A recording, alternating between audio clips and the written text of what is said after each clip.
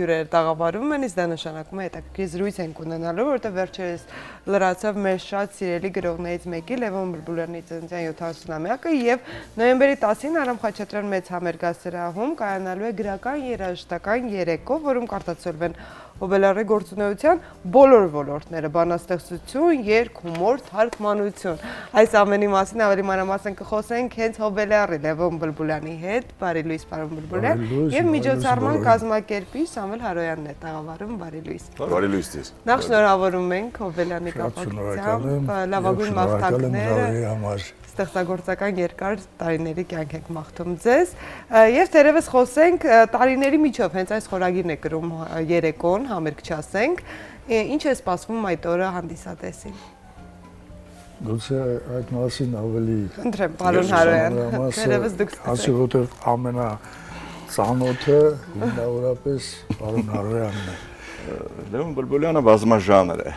բազմաժանր իր ստեղծագործության մեջ։ Դուք արդեն ասացիք այդ մասին եւ իհարկե գլխավոր նպատակը նա է, որ մենք այդ օրը եւ ներկաներին եւ ոչ միայն ներկաներին, որտեղ միջոցառումը նկարահանվելու է եւ նկարահանվելու բավական բարձր որակով, որ հետագայում նաեւ ցուցադրվի հեռուստատեսությամբ, մենք ներկայացնելու ենք Լևոն Բլբուլյանին ամեն կողմից եւ որպես բանաստեղծ, եւ որպես երգաստեղծ բանաստեղծ, եւ հումորի ուրեմն մեծ վարպետ, ինքը արմատներով Քավառից է, գավառից է, եւ որպես թարգմանիչ, իդեպ իր թարգմանությունների մասին ես հակամի վերջերս եմ իմացել եւ ուղղակի զարմացած եմ, թե ինչպիսի հրաշալի թարգմանություններ Լևոն Բլբուլյանի կողմից ներկայացում ընդհանրապես մեր հասարակությանը։ Ընդհանուր, այո, ընդհանուր ծրագիրը կազմված է այս Ախմատովայից կատարած թարգմանություններ կան։ Հետաքրքիր է, օրինակ հումորի հատվածը, հա, եթե չեմ սխալվում, հենց Աշոտ Ղազարյանն է ներկայացնել։ Չէ, Աշոտ Եդիգարյանը, ծնունդով Քյավառցի, լավ ընկեր բարեկամ, դե պարոն Հարոյանը նշեց հումորի մեծ վարպետ, իհարկե չափազանցություններ, ես պարզապես որպես Քյավառցի ծնունդով այնտեղ ապրած մեծացած մեր Քյավառի հայտնի կատակները իմի եմ բերել, խմբագրել, մշակել եմ եւ 3 փոքրիկ հատորներ եմ հրատարակել տարիների ընթացքում, իսկ բոլորովին վերջերս այդ հատորները միավորվեցին մի մեծադիր այդպես գիրք տպագրվեց, որը բարեբախտաբար նաեւ մասնագետները, գրականագետները արժևորում են որպես բանահյուսության հետաքրքիր կարևոր նմուշ։ Բոյիդ մեռնեմ, հենց այդ ժողովածույցը։ Խորագրով, այո։ Այ շատ լավ սկսեցիք, պարոն Բլբուլյան, ձեր այդ ստեղծագործական կյանքը 70 տարի ամեն դեպքում։ Երբ սկսվեց, ոնց սկսվեց, ձեր անցած ուղին, ձեր անցած ճանապարհը, այն որ այն ինչ որ արված է ու հանրությանը ներկայացված է, մենք էլ ենք կաժատեղյակ, բայց մի քանի տենց ճամփորդության գիրքն ենք ընենք sense արագ եւ քանի որ համերգը կոչում է տարիների միջով, ես նաեւ ձեզ բերել եմ տարիների միջով իմ գիրքը,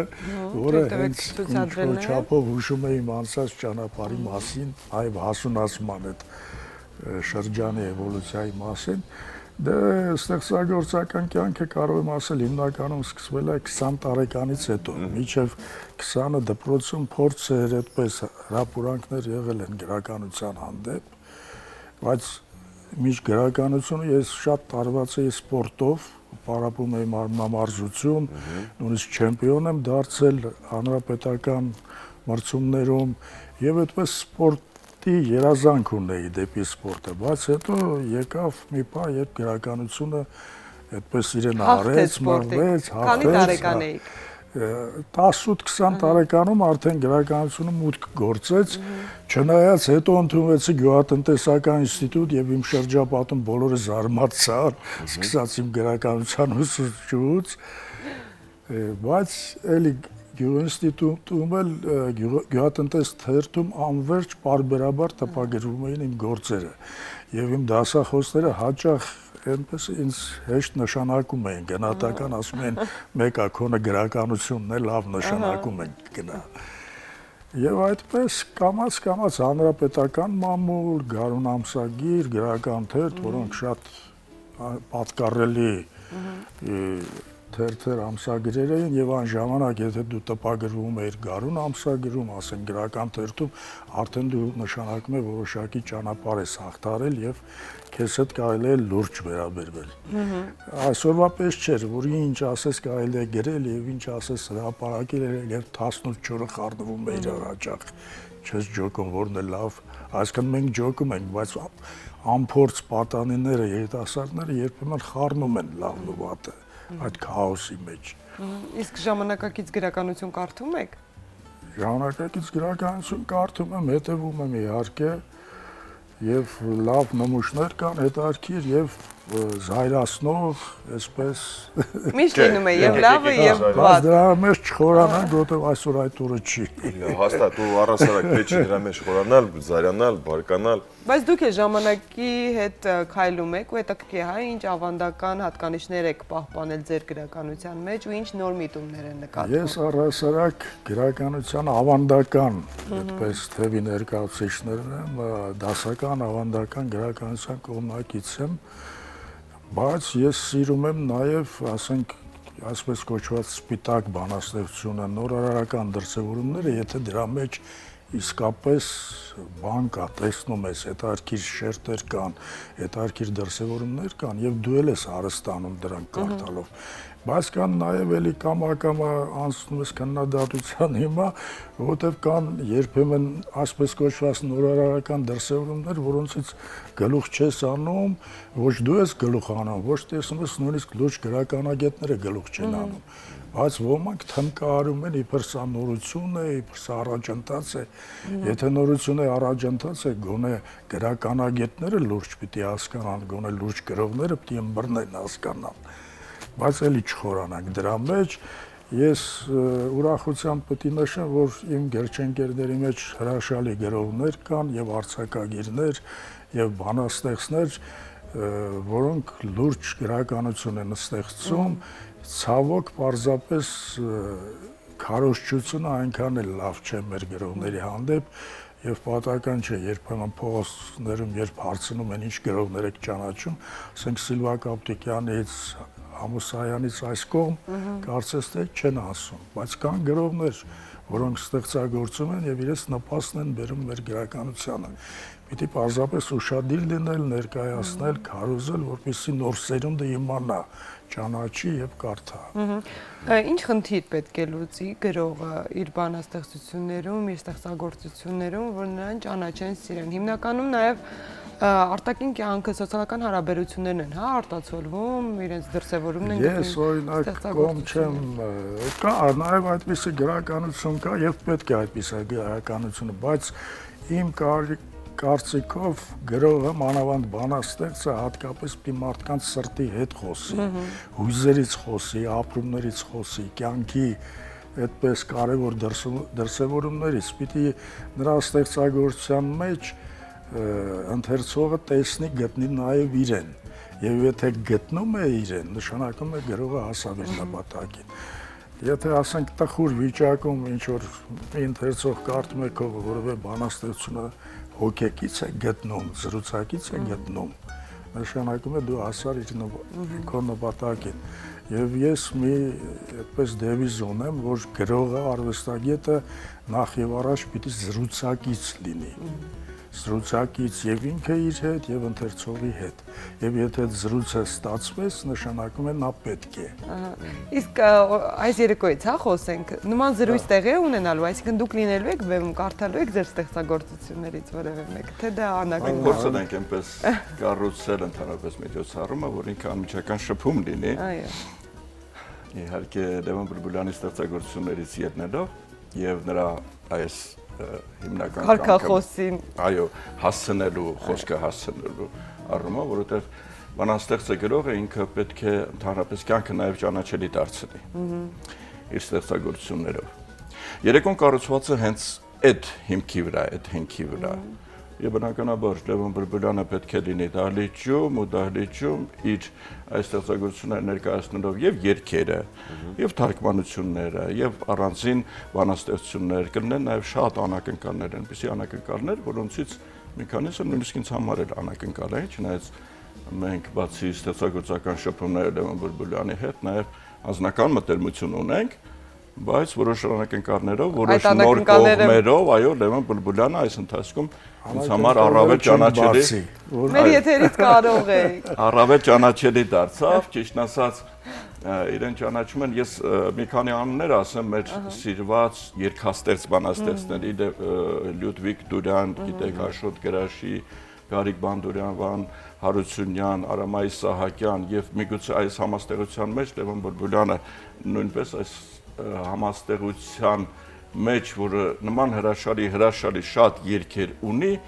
բայց այսօր խոսքն եմ ուզում շարունակել Լևոն Բուլբուլյանի, կարծես դա մի փոքր վտանգի տակ է, այսինքն իսկապես երգաստեղծ բանաստեղծներ այսօր դեռևս որ հրապարակում մի քիչ են կամ ընդհանրապես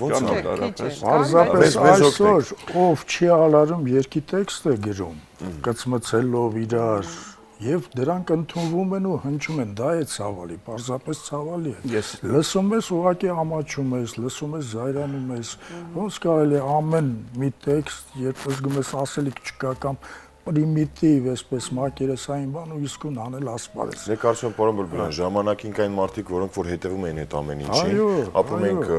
խորհրդային միության ժամանակներում, իսկ հիմա արդեն խոսքի եւ ոչ միայն խոսքի, նաեւ կամքի ազատության ազատ անկախ երկրում ենք ապրում։ Բայց դա անարխիայի է վերածում այդ ազատությունը արդեն։ Որոշակի հսկողություն, որոշակի չափանիշներ պիտի պահպանվեն։ Երբեմն շատ-շատերը այդ ազատությունը այլ կերպ են նույնիսկ հասկանում կամ անցալու։ Որոշակի հսկողությունը, չափանիշները միգուցե վերջին դեպքերն դրան են մղում, որ ես ասեմ այդ մասին, այսինքն քննադատությունը այսօր թերի վիճակում է, գրաքննադատությունը մասնավորապես հիմա այդ մասին ենք խոսում, խոսքը նաև վերջերս օգտագործող շատ հաճախ ցենզուրա բառի մասին է, որը շատ անհրաժեշտ է առավել եւս գրականության մեջ, որովհետեւ ինքը կրթական շատ կարևոր նշանակություն ունի սկսած մեր լեզվից, խոսքից, ուղղագրությունից, ամեն ինչից եւ իհարկե ասելիքը տեղ հասցնելուց։ Սրանք շատ կարևոր բաներ են։ Եվ ժամանակին խորհրդային միության տարիներում գրաքննադատությունը ամենակարևոր մասնագիտություններից մեկն էր եւ գրաքննադատները շատ էին, այդ թվում նաեւ գրողների մեջ էլ կային գրաքննադատներ, առանձին մասնագիտություններ կար եւ այն շատ էր նպաստում նրան, որպեսզի իսկապես արժեքավոր ստեղծագործություն արվեստագիտությունը, գրականագիտությունը կային մարդիկ հեղինակավոր Եվ ոչ միայն գրականության բնագավառում, ամեն բնագավառներում քննադատությունը ինքը ամենակարևոր ուղղորդիչ, այսպես կարելի ասել, ուժերից մեկը պետք է հանդիսանա։ Ես մի անգամ մի հարցազրույցի մեջ ասեցի գնացեք վերցրեք ասենք 70-80-ական թվականների ռադիոյի ֆոնդ ընդունված երգերը պատահական ընտրությամբ որևէ մեկը վերցրեք եւ տեսեք որևէ անգրագետ նախադասություն, որևէ անասելիք երգ կամ որևէ արաբա-թուրքական ելևեժներով երգ կգտնեք, չեք գտնի, որովհետեւ այն ժամանակ կար այդ գեղարվեստական խորհուրդը կարևոր մարդկանց մասնակցությամբ, որոնք թույլ չէին տա երբեք։ Բայց մենք վստահ ենք, որ ձեր մոտ ինչքան էլ 70 այս ամյակն է մոտեցել ու շուտով պատրաստվում ենք նոյեմբերի 10-ին Արամ Խաչատրյանի համերգասրահում նշենք մեծ այսպես է ծիսակատարությունը այդ գեղեցիկ երեկո է սպասվում, հավաքվենք մտերիմներով, հավաքվենք սելի մեր հանդիսատեսի հետ, կշփվենք անմիջական։ Մեր շատ հայտնի թե ձեր երգերը կլսենք, որտեղ կհնչեն ձեր խոսքերը, թե հումորները։ Ասեմ ինչ մարդկանց երգեր են հնչելու։ Արնո Բաբաջանյան, Կոնստանտին Օրբելյան, Ռոբերտ Ամիրխանյան, Արամ Սաթյան, Գևորգ Մանասյան, Երզնկյան, Երզնկյան, ցավոք Արթուր Գրիգորիչի հետ մենք այդպես էլ երգ չգրեցինք։ Այդ սխալը պետք է ուղղվի, պարոն Բուլբուլյան։ Միշտ ամեն անգամ հանդիպելուց այդպես խոսում ենք, ասում ենք մի հատ երգ ստեղծենք ու հետո հանգամանքներ։ Կարծում եմ այդ սխալը դեռ կողմի։ Իսկ թվում է 70-ից հետո այդ ցանկը կավելանա նաև Արթուր Գրիգորյան եւ մի խոսքով։ Այո, հաջորդ Հոբելյանին 80-ամյակին կհնչի։ Նաև ասենք ովքեր են կատարելու այդ երգերը, որովհետև ֆերոստատիտողները հանդիսատեսը սիրում են այո, ասեցի, ես մեծ շնորհակալությամբ պիտի շնորհակալություն արտահայտեմ մեր երգիչ-երգչուհիների հանդեպ, ովքեր այնքան սիրով արձագանքեցին իմ առաջարկությանը մասնակցել համերգին, յուրաքանչյուրը մի նվեր, այսպես իր կողմից մի կատարում ինձ նվիրելու համար։ Մեծապես շնորհակալ եմ, որովհետև շատ ջերմ արձագանքեցին։ Քրիստինե Պեպելյան, Սյուզան Սյուզան Մարգարյան, Լելա Սարիբեկյան, Մհեր, Աննա Խաչատրյան, Զարեյ Գևորգյան, այո, մի շարք երիտասարդ անուններ կլինեն, որոնք ինձ թվում է այս համերգը գուցե եւ ճակատագրական լինի իրենց կյանքում։ Մեծ բեմում հետարքիր երկերով հանդես գալ եւ կարծում եմ կնկատվեն, կճանաչվեն, որովհետեւ շատ շնորհալի անուններ են ինձ թվում է։ Դե ամենքի համար բեկումն այն ինչ որ մի պահ է պետք, որպեսզի նկատվեն, ճանաչվեն։ Ուզում եմ հուսալ, որ նման մի բան կլինի։ Եվս մեկ անգամ շնորհավորենք ձեզ եւ ամենակարևորը ձեզ հաջողությունն նախ նոյեմբերի 10-ի կապակցությամբ եւ առասարակ մյուս հոբելյանական արդեն տոներին եւ տարեթվերին արդեն շատանաթեցեր խաղացանքը նորից մենք մեծ սիրով ձեզ մեր տաղավարում կընդունենք, միասին կզրուցենք տարբեր թեմաներով, նաև էլի ստեղծագործական ճանապարհով։ Շնորհակալություն ձեզ, որ առավոտը մեր հետ սկսեցիք, մեր հետ կիսեցիք։ Շնորհակալ ենք նման հյուրընկալության համար։ Այո։ Շատ հաճելի է։ Եվս մեկ անգամ շնորհավորում ենք նոյեմբերի 10-ին սիրելի հեռուստադիտողներ, ոչ միայն վերնշված երգերի հիման վրա, վերնշված շատ սիրված կատարողները կհնչեցնեն Լևոն Բլբուլյանի խոսքերով երգերը, այլ նաև կհնչեն նրա բանաստեղծությունները, կհնչեն հումորային ժողովածուն, կհնչեն նաև թարգմանություններից հատվածներ, այսինքն Ներողություն, Մարա ջան, ես նշեմ նաև ասմունքողների անունները, չմոռանանք։